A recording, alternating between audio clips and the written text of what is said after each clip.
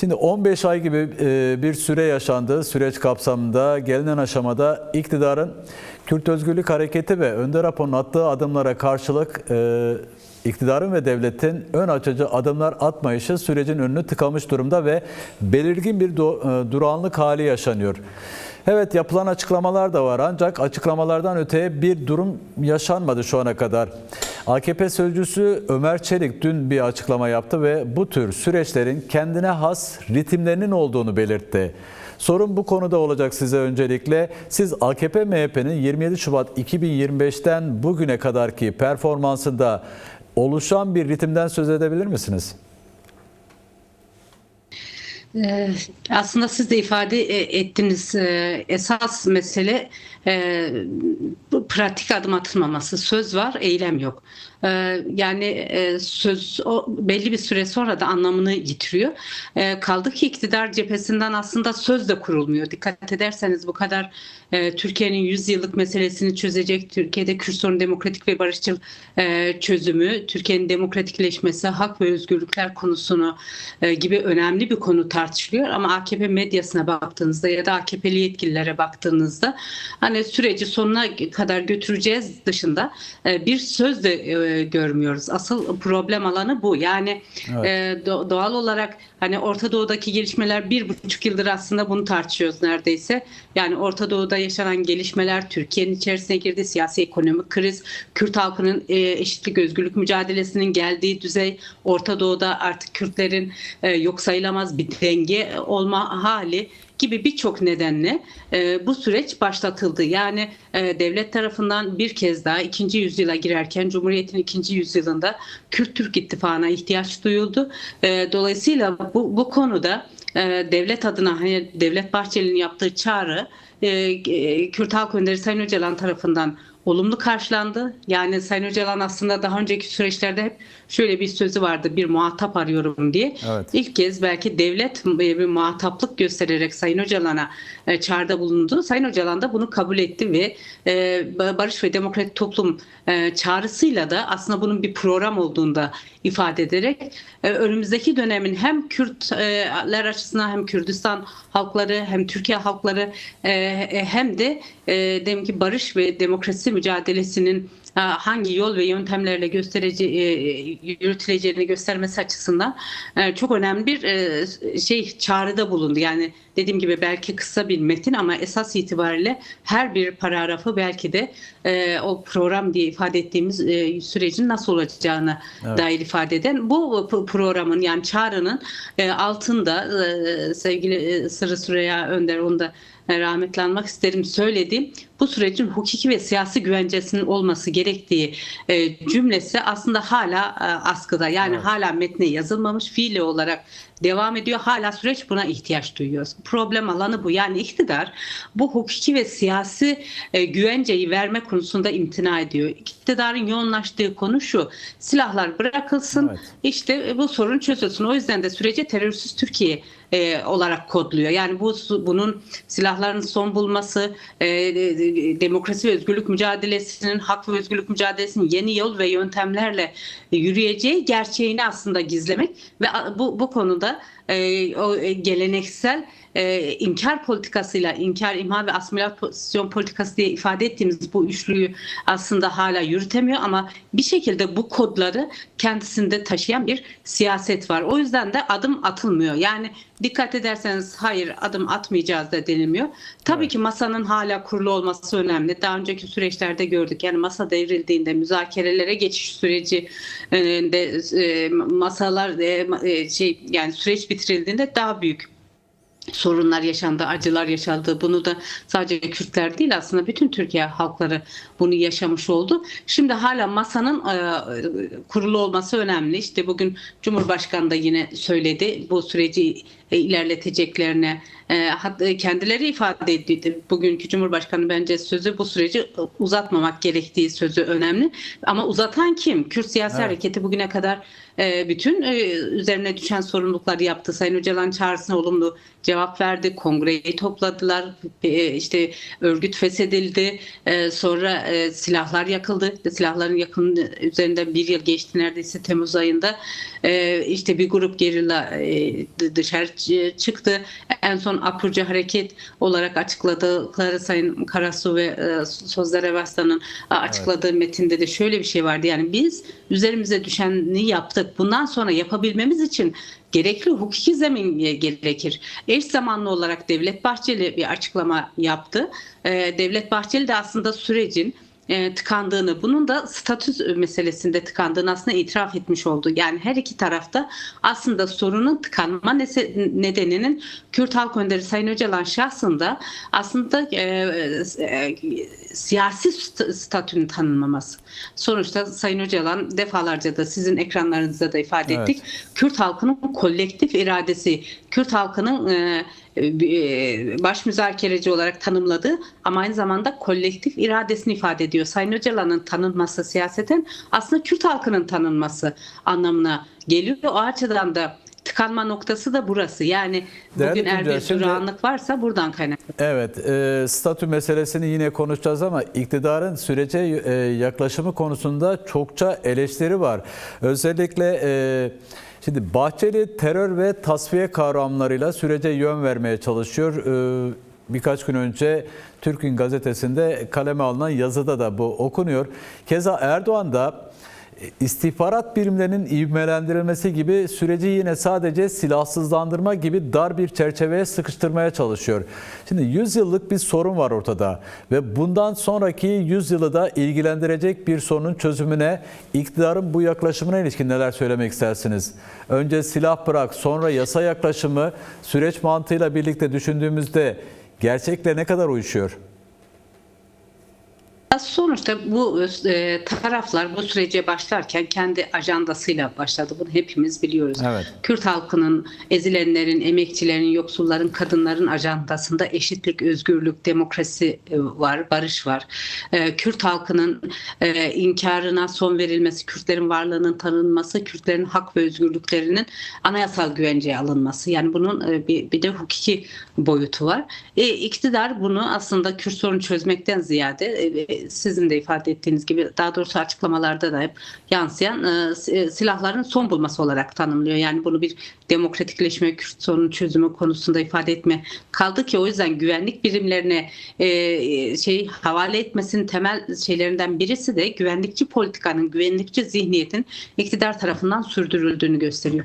Ama bence burada Devlet Bahçeli farklı bir yerde duruyor. Yani ben Devlet Bahçeli'nin programı, hani kullandığı dil ya da kendi ajandaları açısından bazı sorunsallıklar ifade etse de önemli iki önermede bulunuyor. Bir tanesi Sayın Öcalan'ın statü, yani bu işte tıkanan noktalardan birisi statünün tanınması. Yani bu bireysel değil, kolektif bir mesele olduğunu biraz önce söyledim. Dolayısıyla bunu barış ve siyasi süreç koordinatörlüğü olarak tanımlıyor. Bu aslında sorunun çözümü konusunda, Sayın Öcalan'ın aslında statünün tanınması konusunda eğer işletilirse önemli bir işlev görebilir. İkinci önerdiği şey de sürecin nasıl yürütüleceğine dair koordinatörlük. Tabii ki onlar işte bunu tasfiye amaçlı başka şeyler için söyleyebilir ama süreç açısından ihtiyaç olan bir şey. Siz dünya deneyimlerinde de haberinizin başlığında vardı. Yani dünyadaki örneklerden ifade verdiniz, bahsettiniz. Dünyadaki örneklerde normalde üçüncü göz var ya da üçüncü bir ülke devreye girmiş oluyor. Yani süreç tıkandığında ya da bozulduğunda ya da provokatif bazı şeylerle engellenmeye çalışıldığında devreye giren üçüncü bir mekanizma var. Ama Türkiye'deki süreçte böyle bir mekanizma yok. Aslında Devlet Bahçeli'nin önerdiği ikinci mekanizma pekala bu süreci gözlemleme, yaşanan sorun ve sıkıntılar konusunda devreye girecek bir şey olabilir. Bu konuda da parlamento görev alabilir. Yani aslında işte biliyorsunuz mecliste bir komisyon kuruldu. Bu komisyon rapor da hazırladı. Bu komisyon belki yeniden bir çağrı yaparak bu sürecin, yani tıkanan ya da durağanlaşan bu sürecin ilerlemesi konusunda inisiyatif alabilir. Yani aslında o yüzden Devlet Bahçeli bir şekilde hala ilk günkü çağrının arkasında görünüyor. Buna yol ve yöntemle çözüm buluyor. Ama tabii ki Devlet Bahçeli'nin çözümüyle bizim yani Kürt halkının, ezilenlerin, emekçilerin çözümü aynı değil. Yani onlar başka bir perspektifte, biz başka bir yerde. Ama bugüne kadar yapılan görüşmelerde, tartışmalarda sonuçta iktidar kanadı da bu tartışmaları biliyor. Sayın Öcalan'la yapılan tartışmaları biliyor. Devletin yaptığı süreç var. Sürecin tıkanıklığının aşılması konusunda belki de 5, 6 ya da 7 maddelik bir şey sunmuştu Bahçeli. Bunu diyelim ki bir sürecin aşılması konusunda devlet kendi açısından bir şeye dönüştürebilir. Bugün Erdoğan'ın söylediği, yani biz ortağımızla birlikte bu süreci yürütüyoruz diye ifade ediyor. Eğer ortaklarsa bu onların yol haritası demek. Bu demek ki sorun tıkanıklığının aşılması konusunda bir arayış olduğunu gösterir. Eğer değil, sadece bir rol paylaşımı, birisi, daha önce bir konuşmada söyledim, AKP yani MHP umut yaratmak istiyor, AKP zamana yaymak istiyorsa artık bu zamanın sonuna gelindi. Yani bu saatten sonra bu süreci zamana yaymak, oyalama iktidara kaybettirir, Türkiye halklarına kaybettirir. O açıdan Türkiye'de bunu kaldıramaz artık. Zaten yoksullar, emekçiler, kadınlar çok uzun süredir barış talebinde bulunuyor. Bu konudaki taleplerini ifade ediyor ama iktidar bunu artık görmezden gelemez, gelmemeli. İşte birkaç gün önce 16 Mayıs'ta biliyorsunuz DEM Parti'de çağrısıyla adım at çağrılar yapıldı. Toplumda ve her yerde yaygın yapıldı. İnsanlar bu adım at çağrısına ilgi de gösterdi. Demek ki toplum artık hukuki adım atılmasını istiyor. Yarın barışa ihtiyacım var inisiyatifi bir açıklama yapacak bu sürece ilişkin, hani kadınlar olarak süreçte yaşanan tıkanıklıklar ve nasıl aşılması gerekir konusunda kendi görüş ve önerilerini paylaşacaklarını tahmin ediyorum. Dolayısıyla aslında işte gençler, kadınlar, ekoloji mücadelesi, herkes bir şekilde barışın olmasını istiyor. Barışın olabilmesi için de yapılması gereken şey pratik adım. Devlet Bahçeli'nin sunduğu programda bence sorun şu: bunu ortaya koyuyor ama kim yapacak? Madem iktidar ortakları, bugün Cumhurbaşkanı da bunu ifade etti, biz iktidar ortağıyla birlikte yapacağız diye ifade ettilerse, o zaman söz söylemek ya da işte proje sunmak değil onların görevi. Yasa yapmak, yasayı bize sunmaları gerekir. Bugün Devlet Bahçeli'nin yapması gereken şey aslında bu Türk Gün'e verdiği bir demeç değil. Bu 6-7 maddeyi, süreci aşacak. Yani meclis komisyonundaki 6 ve 7. bölümde yer alan hukuki düzenlemelerin yapılması konusunda adım atmak. İşte nedir? Özel yasa çıkacak. Sonuçta kendisini feshetmiş bir örgütün üyeleri, yöneticileri, sempatizanlarını dahil edecek, legalleştirecek, onların demokratik siyasete katılımının önünü açacak bir yasa önerisi var. Bunu yerine getirmek. İkincisi, işte demokratik siyasetin önünü açacak, kayyum rejimine son verecek, düşünce ifade özgürlüğünün, eylem özgürlüğünün önünü açacak, siyaset yapma özgürlüğünün önünü açacak bir yasa ihtiyaç var. Yani AYM ahim kararlarını uygulama, işte binlerce insan cezaevinde, siyasi mahpusların bırakılmasını istiyor. Her gün aslında somut adımlar bekliyor. O açıdan gerçekten sözün anlamını yitirdi. Pratiğin kendisini dayattığı bir süreçteyiz. Bu bir cümle de şunu söylemek isterim. Tabii ki biz mesela devrimci siyaset yürütenler, muhalifler, yıllardır Kürt halkının özgürlük mücadelesini yürütenler olarak iktidarın ya da ana muhalefetin ya da işte iktidar ortağın ne dediğine tabii ki dinleriz, önemli, ama ona bakmaksızın özgürlük mücadelemizi, barış mücadelemizi, demokrasi mücadelemizi daha da yoğunlaştırmaya ihtiyacımız var. Yani dolayısıyla bir söz var, yapana değil yaptırana bak. Yani toplumsal muhalefeti, barış isteyenlerin daha güçlü örgütlenmesi, kamusal alanda bunu görünür kılması, devleti barışa zorlaması, iktidarı, parlamentoda grubu bulunan siyasi partileri bu konuda yasa adım atması konusunda zorlaması daha önemli bir yerde duruyor. Yani o açıdan biz yani iktidar ne yapıyor, ana muhalefet ne yapıyor, MHP ne yapıyordan ziyade biz ne yapıyoruz, nasıl yaşamak istiyoruz? Biraz önce de konuştuk. Çünkü herkesin ajandası farklı. Yani herkesin bu süreçten beklentisi farklı. AKP'nin beklentisi, MHP'nin beklentisi, CHP'nin beklentisiyle DEM'in ya da halkların beklentisi aynı yerde değil yani. Peki, o açıdan da bizim kendi durduğumuz noktada bu mücadeleyi yükseltmeye, barışı örgütlemeye ihtiyacımız var diye düşünüyorum. Herkesin bu süreçten beklentisi farklı dediniz. Buradan ben hemen şunu sormak isterim. Yine iktidarı soracağım çünkü sonuçta çözüm gücü mercilerinden bir tanesi iktidar, şu anda yasa çıkaracak olan yine iktidar ve Cumhurbaşkanlığı. Süreci araçsallaştırdığı yönünde eleştiriler var, tepkiler var. Siz nasıl bakıyorsunuz bu duruma? Yani seçim endeksli şekilde hareket ettiği. Evet. Bugüne kadar AKP'nin pratiği süreç önünde engel. Yani Evet. Bir süreci geliştirmek, yani o konuda yol açmak, yaşanan tıkanıklıkları gidermek olmadı yani. Şimdiye kadar aslında daha bir ay önceye kadar iktidar temsilcilerin kullandığı dile de baktığımızda barış ve çözümü, demokrasi içeren bir dil değildi. Hala Kürt karşıtlığı üzerinden kurulan bir dil. Yeni yeni bu dil değişmeye başlıyor. Yani bu konuda adımlar atılacak ama bu değişimin de nasıl olacağını biz bilmiyoruz. O açıdan hani iktidarın bu süreci çok isteyerek, çok nasıl desem, yani bu sürecin siyaseten kabul ederek Kürtlerin hak ve özgürlük sorununu kabul edip buradan bir kapı aralama, demokratikleşme konusunda bir adım atmaktan ziyade Orta Doğu'daki dengelerin, işte Türkiye'deki siyasi ekonomik koşulların dayattığı koşullar nedeniyle yapmak zorunda olmak gibi bir durumu var.